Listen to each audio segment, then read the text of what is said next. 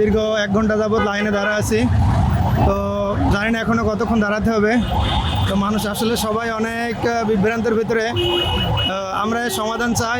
যেরকমভাবে চলতেছে system wise তো চলতে হবে। 2.5 ঘন্টা পর তেল পেলাম। আপনার পিজি গেটে পিজি হসপিটালের গেট থেকে লাইনে 2.5 ঘন্টা লাগলো এই পর্যন্ত আসতে। অ্যাকচুয়ালি আমি ট্যাঙ্কি ফুল করি। আজ আমি নর্মালি তেল নিতাম এবং আমার এমার্জেন্সিতে চলে আসছিল, বাট আমি 2 লিটারের বেশি পাই নাই।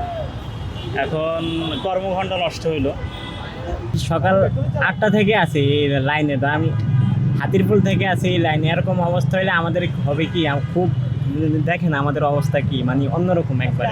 সকাল 8টা থেকে লাইনে, আমার অফিস হচ্ছে স্কাটন রোড, এখান থেকে আমার এখানে আসতে লাগে আধা ঘন্টা। এই 3 ঘন্টা হয়ে গেছে ওভার, এখনো এখানে আছি আটকা, এই আর কি অবস্থা। আসলে প্রায় 1 ঘন্টা থেকেই আমরা ভোগান্তিতে শিকার।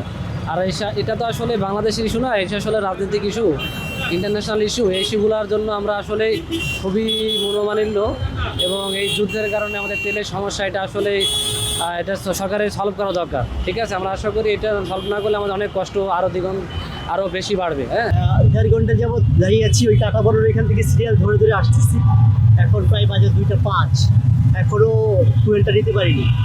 এখনও ক্রাইসিসের কিছুই হয়নি। এখনও যদি এই অবস্থা হয় তাহলে বাকি সময় তো পড়ে আছে। অফকোর্স তো 2 লিটার তাহলে কিছু হবে। আমার যে বাইক, এটা 1 লিটার লাগে প্রতিদিন, যদি আমি এখান থেকে বরণে আপ ডাউন করি। সো 2 লিটার পসিবল না, মিনিমাম 5 লিটার দেওয়া উচিত আমি মনে করি।